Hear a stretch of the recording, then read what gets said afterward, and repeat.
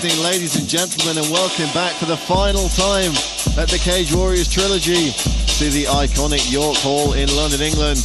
My name's Brad Wharton. I'll be calling the action for you this evening alongside my broadcast colleagues Daniel Strauss and Dan the Outlaw Hardy. Gentlemen, final night of the Trilogy.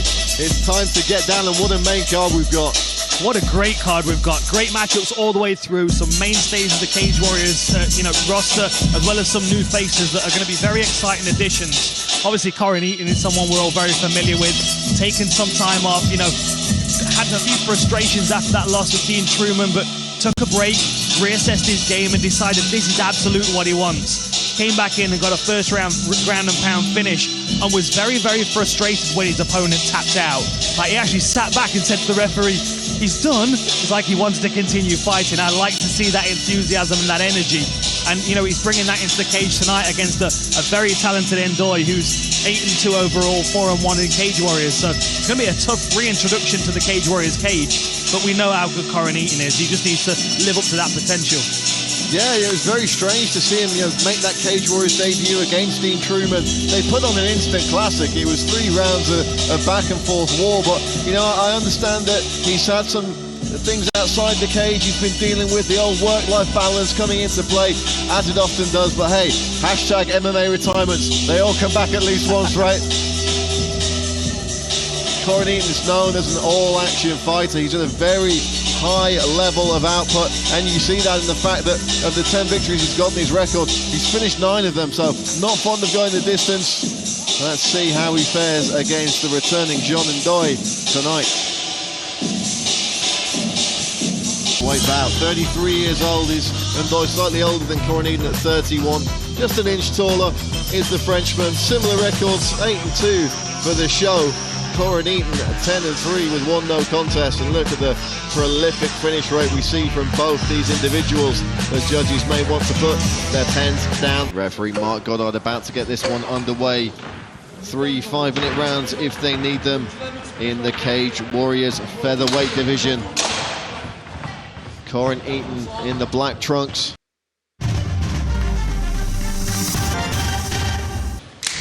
John Ndoye in the black shorts with white trim.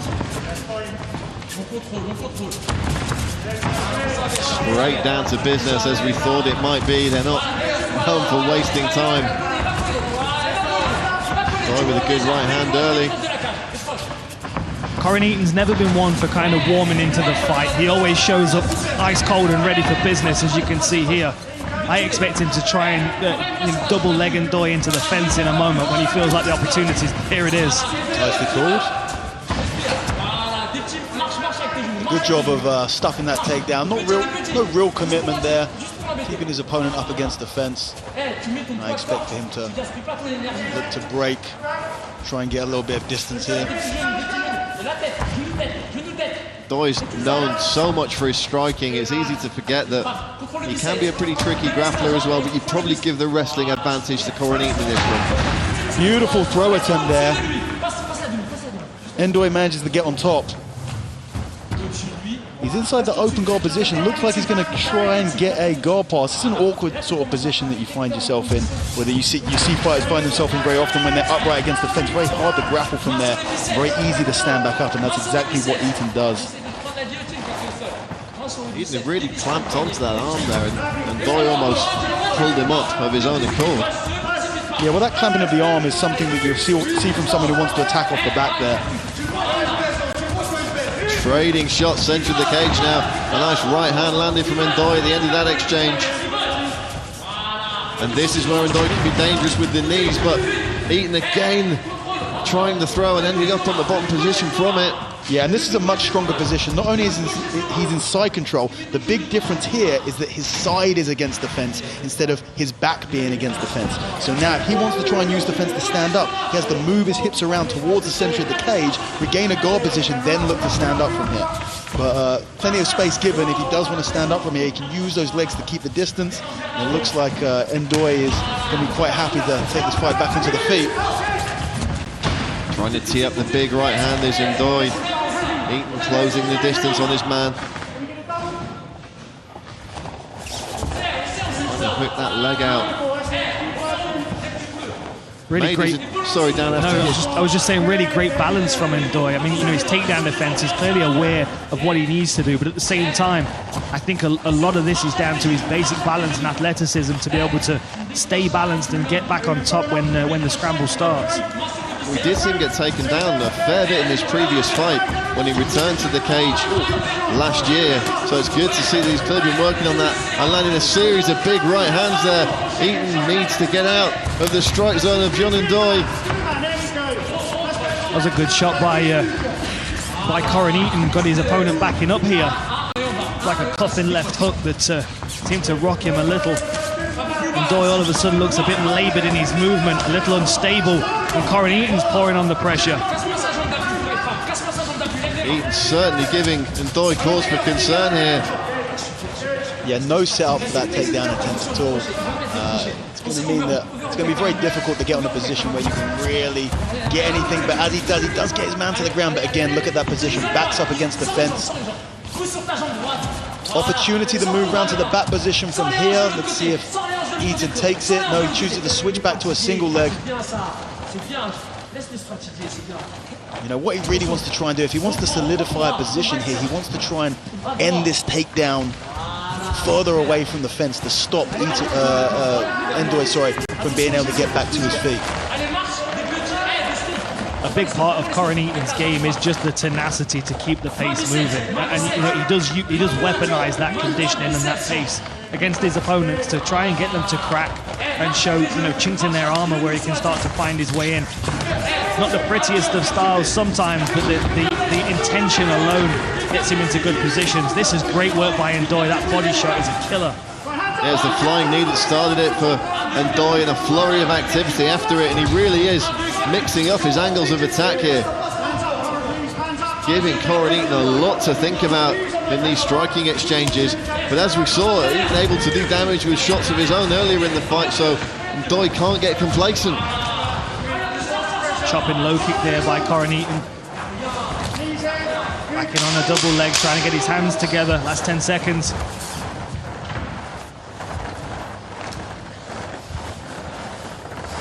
Locking up around the face here. Not enough time for anything to work, but certainly something that's going to irritate your opponent. Well, a solid first round for the Cage Warriors returns of Corrin Eaton and John Ndoye. Let's take a look back at some of the action here. Beautiful throw there, Dan. Yeah, beautiful throw, but Ndoye does a fantastic job of staying the right way up. He keeps his back facing the sky, and it means that he ends up in a top position there, so nicely reversed. Corrin Eaton just crashing his way through ranges, trying to get his hands on his opponent. He was having some success with those strikes, but he definitely has a speed disadvantage by comparison. Great balance again by Ndoye there, Dan. Yeah, very, very, you know, the ability to control your movement in a dynamic exchange like that is almost something that you can't teach. You either have it or you don't, and Ndoye definitely has it. Corrin Eaton going 3 for 6 on takedown attempts in that first round. Striking very even. Ndoye through 50 landed 29, Eaton through 44 landed 25, so both men just under 60% in terms of accurate strikes, but of course it's the big impactful moments that the judges are looking for. You can outstrike your opponent, but if they're landing the impactful strikes, the game changers, and for my money that's what Ndoye was doing, that's what the judges are going to be looking to score here. There's one shot we need to be watching out for from Ndoye, and that's that slip to the side with that lead hook to the body. Most of his shots right now are aimed at the head, and what you'll see is it brings Corrin Eaton's guard up every time a combination's coming in his direction. But that rib is open for a left hook, and Ndoye a couple of times has dug a shot into the body there. Not connected to the power that he would need to put his opponent down, but the timing and the speed there for sure. Yeah, another shot from Eaton there. Very, very quick reactions from Ndoye, and he manages to back Eaton up against the fence. Looking to do a little bit of damage from here. You know, we've seen this throw attempt from Eaton multiple times. Looks like he's thinking about it for a second and then thinks, well, 2 times I've done this, I've ended up underneath. Maybe it's not a great idea. Oh, nice shots there again from John Ndoye. And he's reddening up the outside of the leg of Corrin Eaton. Oh, a huge knee up the middle, and it's over! Unbelievable! What timing on that knee. As Corrin Eaton level changed, straight up that center channel and walked him right onto it. That was a beautiful knockout. And that's just about as clean a knee KO as you are going to see. Absolutely beautiful stuff. John Ndoye is back. And you can see exactly what it means to him. Here it is. You're going to see the Corrin Eaton level change here. Very predictable there. He saw that coming, and he just brought his knee up to meet the head level changing. I mean, this is where he's just basically predicting what his opponent's going to do there. He knew that Corrin Eaton was going to level change without a setup. Saw he was fatigued, saw the level change, and then just fired that knee straight into the chin. Really, really good work. Great timing as well. Yeah, the timing and the precision behind that one, and what an incredible shot that is. Super slow motion. John Ndoye threw 3 knees in that round. He landed 2 of them. He only needed 1 of them. And a great show of sportsmanship now, showing concern for his opponent. Corrin Eaton just receiving some medical attention here from the Cage Warriors medical team. Of course, fighter safety is the #1 priority here. And that was just a great striking display throughout, really, from Ndoye. Walking his opponent down, landed some really good chopping low kicks, as well as a variety of different striking combinations. Clearly a very talented individual, as well as being able to maintain this fight on the feet, defend the takedowns necessary to keep it in the striking range, and then do the business. And I really just think we've seen a fraction of his game so far. And one of the things you often worry about, Dan, when a fighter's been on the shelf for a while, have they got that timing back down? Have they got that rhythm back down? John Ndoye did not look like a fighter who's been out for most of the last 7 years. No, he absolutely didn't. He looked sharp and he looked fresh. He looked like he's well practiced in his timing. And you know, people talk about ring rust, and ultimately that's what it is. It's that lapse of understanding of timing, when to apply the techniques, and to be able to judge the right occasion to apply them. And you know, he was expecting that level change from Eaton. He'd defended a couple previously. He was able to put pressure on him with his hand strikes, and that forced the level change. And you know, given the fact that Eaton was backed up against the fence, in MMA you've got 3 options. You're either going to move left or right or down. And he knew that he was going to move down because the shots that he was throwing were coming around the sides of the guard, so it was cutting off his left and right options. Corrin Eaton back to his feet now, and a warm round of applause from the appreciation of those in attendance here at York Hall, and a nice show of sportsmanship from John Ndoye. Well, let's throw it to our MC in the cage, Mr. Hal Chaplin, and he will make it official. Ladies and gentlemen, your referee, Mr. Mark Goddard, calls a stop to this contest after 1 minute and 30 seconds of round number 2, declaring your winner by way of knockout in the red corner, John the Shark Ndoye.